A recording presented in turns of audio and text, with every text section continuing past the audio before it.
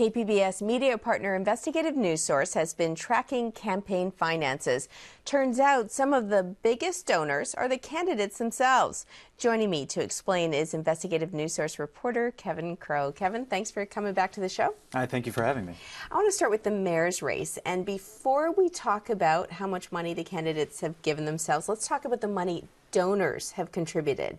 Break it down for us. So in terms of where the candidates stand in cash from outside donors, Nathan Fletcher's in the lead. He's got about 1.2, close to $1.3 million. Carl DeMaio is a shade under there, around 900,000. And then it goes Bonnie Dumanis and Bob Filner's bringing up the tail end. Now, where things get kind of unusual and when the totals kind of change is when we talk about money that the candidates have actually given themselves, large amounts.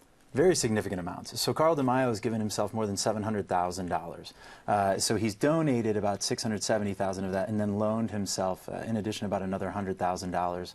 But, you know, Bonnie Dumanis has loaned herself $50,000. And then in terms of one of the congressional races, Scott Peters recently loaned himself $1.25 million.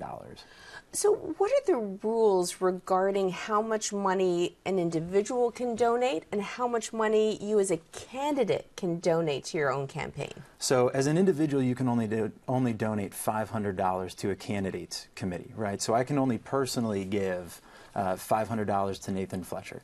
Nathan Fletcher can give himself unlimited amounts. He hasn't. He's only given himself $500. But Carl DeMaio is really the one who's kind of taken that to an extreme. Wow. So a cynic at home right now might say, wait a minute, so if I have personal wealth, if I'm rich, I can really make a difference in this campaign and the outcome perhaps of this campaign. Potentially in the outcome. Right? I mean, that's what Carl DeMaio would probably hope. And I mean, he's standing ahead in terms of the polls. So in terms of his own personal fundraising and him dumping a lot of money into his campaign, I mean, it seems to be paying off. He's a little bit ahead in the polls.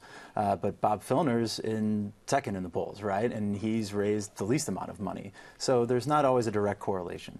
We do have an example from a past mayoral race of a very wealthy candidate who contributed a lot of money to his campaign and he never won. Steve Francis. So he was running against Jerry Sanders in the last election, and he put about $4.6 million into his own campaign, and he didn't make it out of the primary.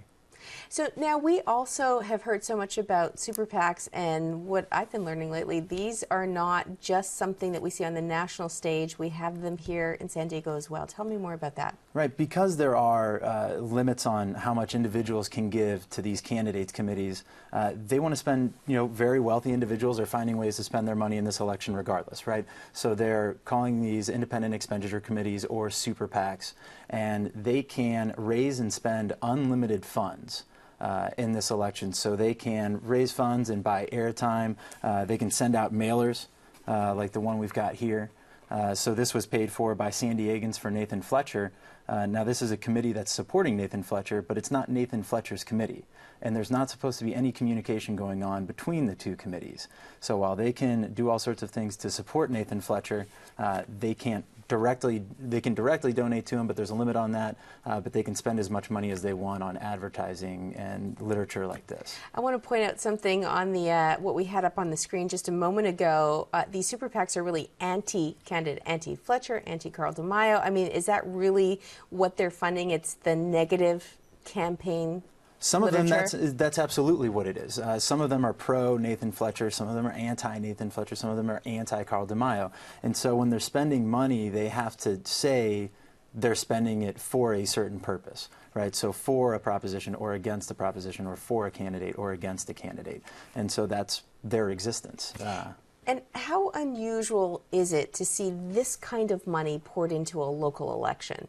Well, I think this election has become a little more interesting because of these types of committees that are kind of, if you've got money, you can now be a player in this election, and you don't have to be a candidate. So if you've got a bunch of money, you can try and influence the election, spending it however you want. So you can establish a committee, or you can donate to somebody else's committee that has a similar ideology, and you can dump thousands and thousands or millions of dollars into it. Now, Kevin, I know Investigative Newsource has been following the money all throughout the campaign. Where can people at home get more information on this? You can find it at kpbs.org. /election. /election. Great. Kevin Crowe, thanks for being here. Thank you.